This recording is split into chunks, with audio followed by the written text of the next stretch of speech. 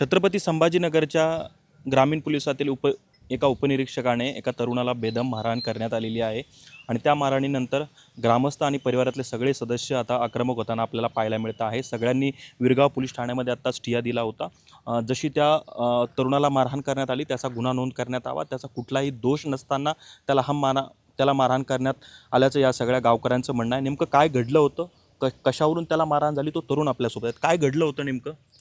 Sir काल 4 वाजता phone आलता कावेरी गावाला तुम्ही हजर व्हा, नाही तर तुम्ही या, नाही तर मी येतो म्हणे न्यायला। म्हणलं मी येऊन जातो सर। 5:15 दरम्यान मी आलतो। त्यांना आल्यावर कॉल केला, सर मी इथं आलेलो आहे, तर ते म्हणे अर्धा तास थांब म्हणे। मग मध्ये ते आल्यावर मग विचारपूस केली, मग मारहाण केली नंतर सर। काय कारण सांगितलं मारहाणीचं नेमकं? ते मिसिंग आहे 2 गावातले, एक मुलगा मुलगी।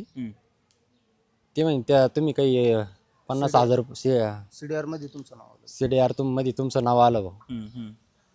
मग तू काय म्हणालास त्यांना? सर माझा काही संपर्कच नव्हता असं। अच्छा, तरी देखील मारहाण करण्यात आली। बरं, परिवारातले आणखी काही सदस्य, त्याचा भाऊ माझ्यासोबत आहेत।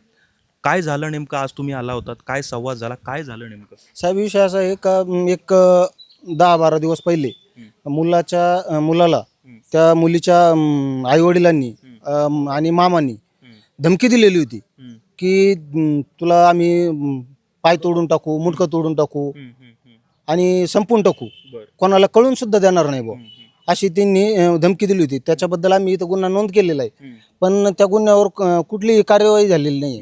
त्याच्यानंतर आम्ही त्यांना हे पण सांगितलं की आमचा मुलगा बी मिसिंग आहे, आता नेमकं आमच्या मुलाचं काय बरं वाईट झालेलं आहे हे आम्हाला कळवण्यात यावं बुवा।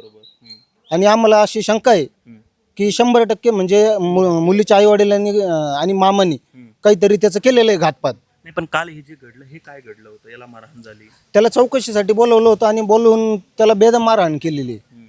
आता त्यांचं म्हणणं असं आहे का तुमच्या CDR मध्ये हे आलेलं आहे, नाव आलेलं आहे।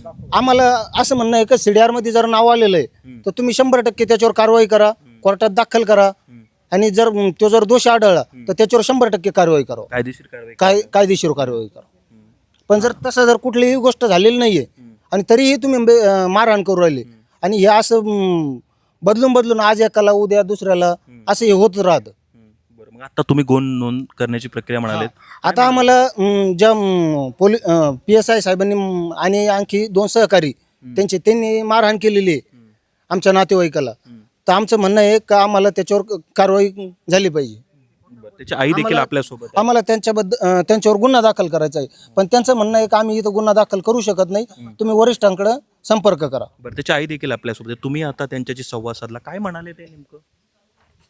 ते आम्हाला पोरला गुढीत बोलून घेतलं काल, आणि येत नव्हता त्यांनी पहिला कॉल केला, यांनी घरी होता मोबाईल, दुसरा कॉल केल्यावर उचलला फोन, ते म्हणाले का तू येतो का मी घ्यायला येऊ। त्यांनी खूप मारलं पोरला इकडं आणून, लाईट मोबाईल ते घेतली हिसकून, लाईट बंद केली, कॅमेरे काढून घेतले आणि तिघांनी मारहाण करेल। बरं, आता तुम्ही CCTVची मागणी केली, काय म्हणाले ते? ते म्हणले आम्हाला इथं नाही होत, तुम्ही कुठं बी घेऊन जा, तक्रार घेतली नाही तुमची? आमची तक्रार घेत नाही ते। आपण बघितलं की अशा पद्धतीने या तरुणाला मारहाण झालेली आहे आणि त्यानंतर ग्रामस्थ देखील आक्रमक झाले होते। परिवारातल्या सदस्यांनी त्या पोलीस उपनिरीक्षकावरती गुन्हा नोंद करावा अशी मागणी केली, मात्र कुठलाही प्रतिसाद त्यांना न दिल्याचं त्यांचं म्हणणं आहे। आता या सगळ्या प्रकारावरती काय कारवाई होते हे पाहणं महत्त्वाचं असणार आहे। माझं सहकारी दीपक अनर्तेसोबत मी नितीन थोरात, पुढारी न्यूज, वैजापूर, छत्रपती संभाजीनगर।